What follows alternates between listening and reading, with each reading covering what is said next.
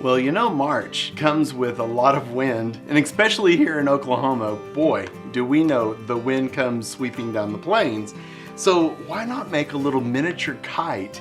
This is a great idea. And even though I'm gonna use some decorative paper, like scrapbook paper, you could use a little bit heavier paper and let the kids decorate it, or just use scrapbook paper. A lot of good choices there. So basically, it's pretty simple, but let me show you how to fold it because I think it's a little confusing and this will help a lot.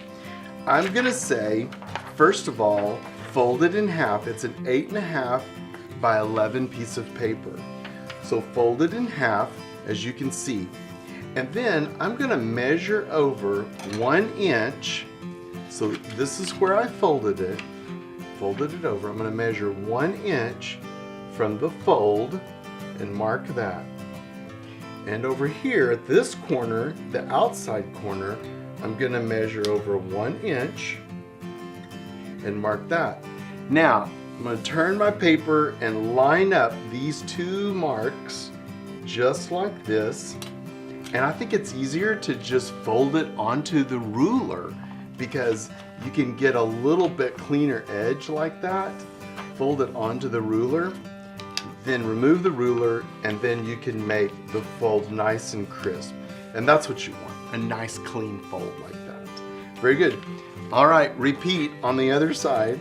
And it's good to repeat this because it's a little confusing the first time.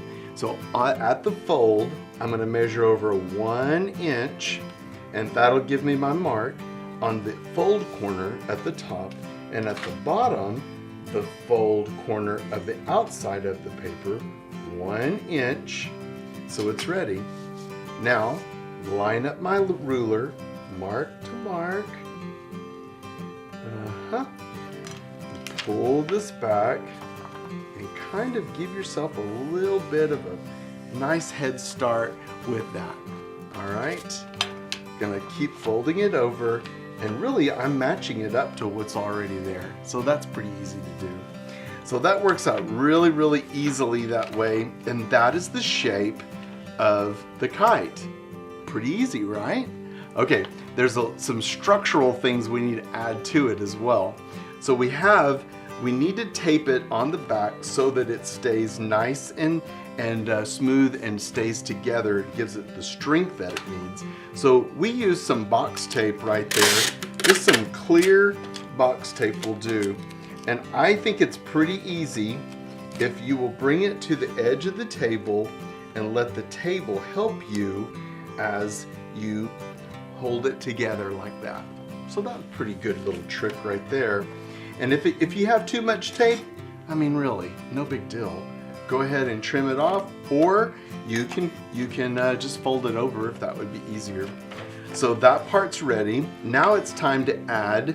In this case, it was a skewer that we added here, something lightweight. I'm thinking a pencil might be too heavy, so we've opted for a straw. We just want to give the strength right here across the back. And to get that in place so that it's not moving around, I'm gonna go ahead and use a little piece of Scotch tape just to keep it held in place. And it's kind of cool because the straw is exactly the length that we need on this. So now that I've got it in place, I'm gonna take a couple of passes at this, and I'm gonna lay it out here where it's nice and flat on the edge of the table, and I can easily add the straw on here. I don't have to worry about going all the way to the end on the very first try. I could go ahead and do another piece of tape. It's okay, you can do that. All right, so I'm gonna get just a little piece and finish this end of it. Set it on the table like that, and I can go up like this even and secure it. So now we've got the strength that we need to hold it in place.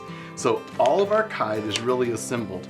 If you want to trim it in any way, that's totally up to you. We didn't, it wasn't necessary to do that. We tested it just like this. But we've got to have a place to add the string, so you're gonna need a hole punch. Now, let me give you a little tip on this.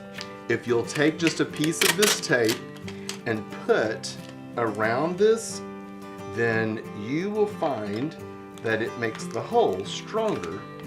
You don't even see the tape, but it'll really reinforce that hole whenever you put that in too. So punch that hole. Now it's ready.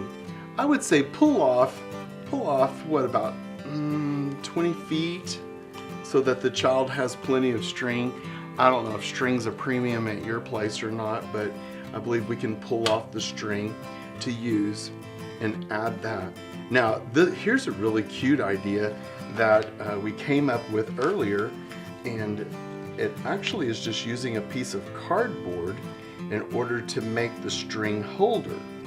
So let me show that to you. So I tied a knot on that, and I can trim this so that it looks neater.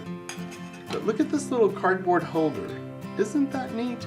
Just put it with some cardboard and actually put a piece of duct tape around it, and then cut the V and went ahead and rolled up the string. Cute. That may be the best part, I don't know. Okay, now it's time to add the tail to it, and that will be really pretty when it's flying in the air. So the tail is pretty simple. You want to pull off this tape, and this is just kind of a marking tape that you can get at Lowe's. There's no sticky side to it. It's just plastic, super lightweight. So pull off about 6 feet. That's about like that. That's about my height. Wish I was 6, not 11. So I'm gonna go ahead and secure this with a piece of tape just to get it in place on the back side of our kite. But I'm really gonna come back with a heavier tape. I think it's gonna need it, the strength of it. And I don't know if you can see, but I'm gonna let the corner of the tape kind of go down onto the tail of the kite a little bit so that it makes it a little stronger. You guys, this is it. You're ready to go fly a kite. All you need is a windy day. Well, good to know, because there's one every day, and you can use that to go and try to test out your kites. I think it'll be fun. Take some scissors, take some tape out with you with the kids, and y'all can make modifications to it. Be sure that they put their name on it somewhere, because, you know, if it's a really good one, I'm sure it's mine. You know how that goes. Anyway, making a kite. It's March. You might as well go fly a kite. Classroom swag. This is a terrific resource that you can use with your people all the time. It comes the very first day of the month, and you can simply make all the copies you want, hand it out to your leaders, or even email it to them as we're emailing it to you.